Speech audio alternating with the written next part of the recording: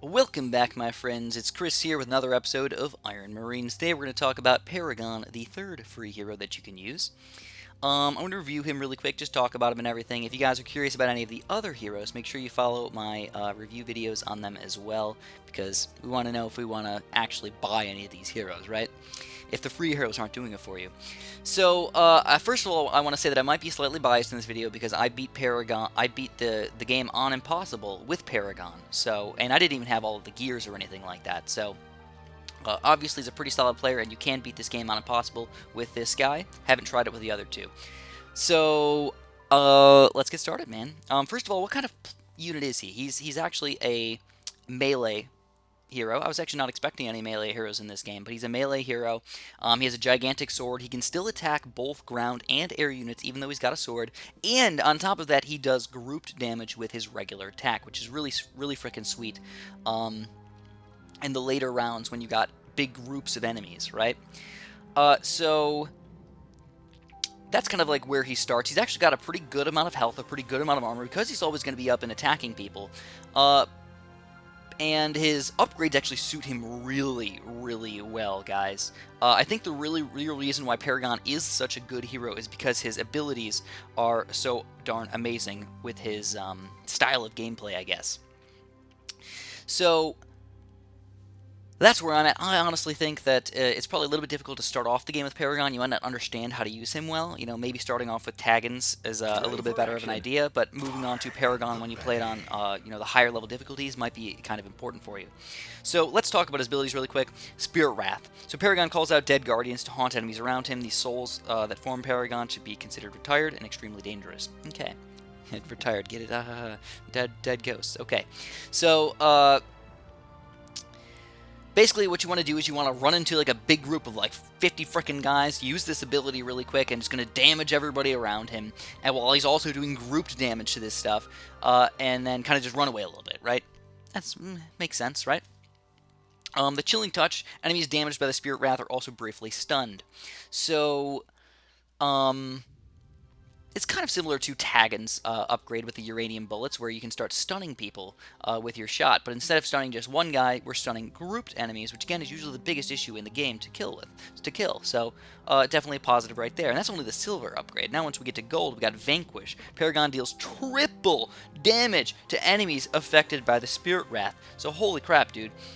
So anytime you just kind of get in a big group of enemies and you use that Spirit Wrath, Paragon's going to be chopping away at these guys, doing mega freaking damage to them. Just a really nice upgrade right there. So, of course, no tanky guy is going to be good without some sort of way to heal himself. So this is really important, guys. If you're going to use Paragon and you're not good at paying attention to his health, don't even use him. You gotta use the energy flux very effectively to be good with this guy, otherwise you're gonna lose a lot. He's gonna die a lot. Basically, it's a heal, but it's only a heal if you're getting attacked by a lot of people. I think it heals a little bit if you're not getting attacked, but it's like just not all that much and not really worth it. It's better to just get attacked by a million guys and just heal up really freaking quick. So, by sheer willpower, all attacks are turned into pure energy that heals his souls. Kudos from Tesla. Oh, would you look at that. I really do like that Iron Marines kind of has a lot of different, I don't know, references to a bunch of different games and real life and all that other stuff. So, that's pretty freaking sweet, but once you get to Invigorate, it increases normal attack damage while Energy Flux is active. So, if you use both of these abilities together, just imagine this. I mean, you got millions of things doing group damage, you're going to heal yourself up so guys can't even hurt you. They're actually healing you by attacking you, which is kind of ridiculous. And then you're doing triple damage, and on top of that, you're doing increased normal attack damage. So it's just kind of crazy. Think about if you use everything all at once, how much damage you can really do. Then Residents, nearby allies are also affected by the energy flux. So at first I was thinking, this really isn't going to be all that good. But then I realized by the time I was playing on a lot of these impossible things, I wasn't mixing up my guys. I was just taking big squads of enemies, big squads of units towards the enemy, and just using everything kind of all at once. And it made me realize how helpful having this energy flux is with the rest of my stuff. So definitely a really good upgrade. Getting it up to gold tier is probably not that important in the early game, but by the time you get to the late game, it's going to be really key. And then the last thing is Paradox. Paragon, Paradox, look at that. Being one and hundreds at the same time, Paragon is a living paradox. He heals faster and always finds someone to go out with. So he does he does seem to heal faster than the other heroes, but not by all that much. You know, I mean, I still think it's the same amount of time between getting attacked before you start healing, and when it says it heals faster, it's really not that much faster, so meh on that part right there. But once you get up to the silver upgrade, all nearby allies also heal faster, so again, this is the whole squad thing I'm telling you guys about. And then anomaly is all enemies attacks. All enemy attacks have a chance of having no effect on Paragon, so that's pretty sweet as well, especially if guys have really, really strong missile attacks or something like that. Having even 1/5 or 1/4 of them not hurt him at all is definitely a big positive right there. So that's Paragon right there. Again, you have to get up and close and personal whenever you're doing anything with Paragon, but he is probably the best free hero if you use him the correct way. Of course, everybody's got different styles of gameplay and everything, and he might not work for you. If you're just like to sit back and watch things shoot and kill everybody, hey, that's totally fine, be my guest. But getting up close and personal tends to work out pretty well for me. So let's get up in here. Now, as far as speed goes, I think he's the same speed as the other heroes. I think they're all the same speed. At least all the free heroes seem to be all the same speed. But you can tell he's doing group dams already. He can attack both the base and units at the same time. I'm going to move my snipers up in here, move this guy up in here. And then, again, look at his health, though. I mean, it's like, oh, man, he's actually losing quite a bit of health. Let's use our ability right here. Just start attacking people and doing some extra damage and everything. Actually, this guy's freaking killing my snipers. Get him. Get him. Oh, man, luckily they didn't kill my squad. I'm actually a little surprised by that. But like, oh, we're almost going to die. Let's use this health upgrade. Oh, too bad, so sad. Let's crush all these guys. I'm healing up while he does that as well, which is pretty freaking sweet. And then by the time we get back here, we can just use our next ability. Whoop, there he is. And we'll drop our thing and get back in action. So,